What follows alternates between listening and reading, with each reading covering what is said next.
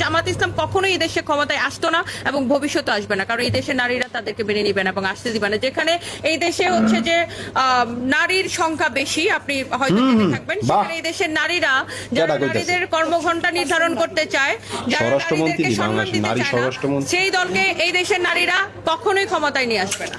ঠিক, শুধু জামায়াত না, যে কোনো দল যদি নারীর সম্মানহানি করে, নারীদের প্রাপ্ত মর্যাদা না দেয়, তাহলে তাদের নিবন্ধন বন্ধ করা হোক। I agree with you. তার আগে দুইটা বিষয় আপনার জানতে হইব, কোনটা নারী আর কোনটা চাঙ্গারি। লাইভে আইসা 400 টাকা বেড়া পেন্টি বিক্রি করতে গিয়া নিজের 5500 টাকা ল্যাকটোজেন 2 শিশুদের খাদ্য দেখায়, এইটা চাঙ্গারি ভাইয়া, এটা চাঙ্গারি। টের পাবে না জেনেও নিজের সাপের গর্তে কচ্ছপের মাথা নিয়ে সংসার করা, মরার পর বিয়ে না করার ঘোষণা দিয়ে আবার লন্ডনে গিয়ে চামড়া ব্যবসায়ী হওয়া, এইটা চাঙ্গারি ভাইয়া, এইটা চাঙ্গারি। টাকার জন্য সুগার ড্যাডিকে নিয়ে কক্সবাজারে গিয়ে 2 হাত 2 দিকে 2 পা উপরে দিয়ে সিলিং ফ্যান দেখা, এইটা চাঙ্গারি। মালে আসেন মাল লন, নয়তো আগে বাড়ায় তেল লন। যারা নামাজ পড়ে, আল্লাহকে ভয় পায়, পর্দা করে, পরপুরুষকে নিজের গলার আওয়াজটা পর্যন্ত শুনতে দেয় না, তারা বললে মাইনা নিতাম। তুই কোন দিক দা নারী? শাড়ি তো হিজলার ওপরে।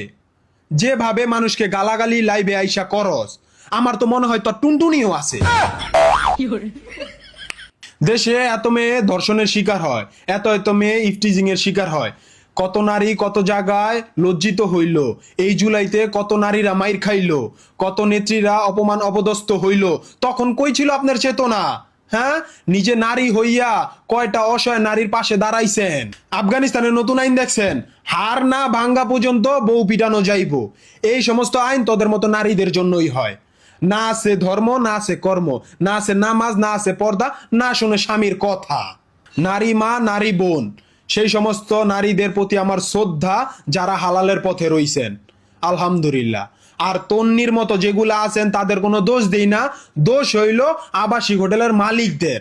তারা তাদের যৌনকর্মীদের বের হইতে দিছে বইলাই ওরা রাস্তায় নামছে।